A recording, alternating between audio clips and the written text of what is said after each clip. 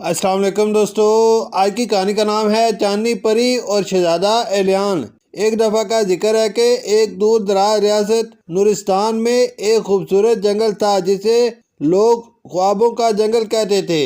اس جنگل میں نہ صرف پرندے گاتے تھے بلکہ درختوں کی سرگوشیوں میں کہانیاں چھپی ہوئی تھیں۔ ان کہانیوں کا سب سے مشہور کردار ایک پری تھی، چاندنی پری۔ چاندنی پری خوابوں کی محافظ تھی۔ وہ ہر رات چاندنی میں نہا کر اپنی جادوئی طاقتوں سے بچوں کے خوابوں کو خوبصورت بناتی، ان کے ڈر ختم کرتی اور ان کے دلوں میں امید جگاتی۔ لیکن ایک رات چاندنی پری کو ایک بہت انوکھا خواب آیا۔ خواب میں ایک شہزادہ تھا جو ایک اندھیرے قلعے میں قید تھا۔ وہ پری کو مدد کے لیے پکار رہا تھا۔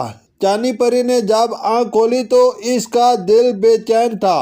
وہ جانتی تھی کہ یہ کوئی عام خواب نہیں تھا بلکہ کسی کی حقیقت تھی، کسی کی پکار۔ نورستان کے پڑوس میں ایک اور سلطنت تھی، ضیافتاب، جہاں کبھی شہزادہ ایلیان حکمرانی کے خواب دیکھتا تھا، مگر بچپن میں ہی ایک خوفناک طوفان کے دوران وہ لاپتہ ہو گیا۔ لوگوں نے سمجھا وہ مر چکا ہے، مگر اصل میں اسے ایک ظالم جادوگر زیرون نے قید کر لیا تھا۔ زیرون کا مقصد تھا کہ شہزادہ ایلیان کو اپنی جادوئی دنیا میں قید رکھے تاکہ کوئی بھی نیکی، بہادری یا سچائی دوبارہ دنیا میں نہ پھیل سکے۔ زیرون چاہتا تھا کہ دنیا صرف اندھیرے میں رہے۔ چاندنی پری نے فیصلہ کیا کہ وہ شہزادہ ایلیان کو ڈھونڈ کر آزاد کرے گی۔ وہ جانتی تھی کہ سفر آسان نہ ہوگا، مگر اس کے دل میں ایک روشنی تھی، امید کی، ہمدردی کی اور شاید محبت کی۔ چاندنی پری نے اپنے پروں پر چمکتی روشنی سمیٹی اور اڑان بھری۔ وہ قوس قزح کے پلوں سے گزرتی، پانی کے آئینے سے جھانکتی اور آخر کار پہنچ گئی سایوں کی وادی میں۔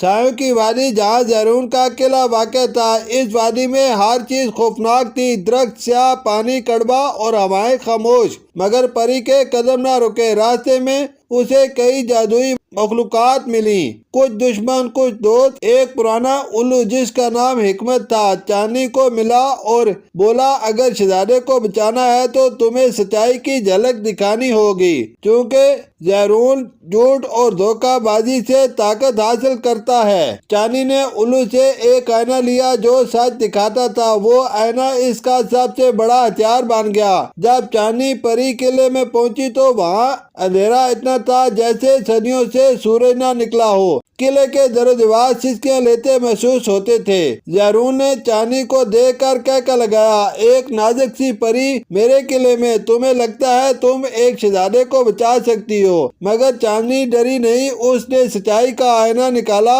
اور زیرون کی طرف کیا۔ جیسے ہی روشنی اس پر پڑی، زیرون کے چہرے پر درد ابھر آیا۔ وہ پیچھے ہٹا، چیخا اور اس کی جادوئی طاقتیں کمزور ہونے لگی۔ چاندنی نے قلعے کی تہہ میں جا کر شہزادہ ایلیان کو تلاش کیا۔ وہ کمزور مگر زندہ تھا۔ جیسے ہی چاندنی نے اسے چھوا، ایک چمک پیدا ہوئی۔ شہزادے نے آنکھیں کھولی اور کہا، کیا تم وہی ہو جسے میں نے خواب میں پکارا تھا؟ چاندنی نے مسکرا کر کہا، اور میں آئی ہوں تمہیں تمہارے خواب لٹانے۔ زیرون اب کمزور تھا۔ چاندنی اور ایلیان نے مل کر سچائی، امید اور ہمت کی روشنی سے اس کے اندھیرے کو ختم کر دیا۔ جیسے ہی زیرون مٹا، سارا قلعہ روشنی میں نہا گیا۔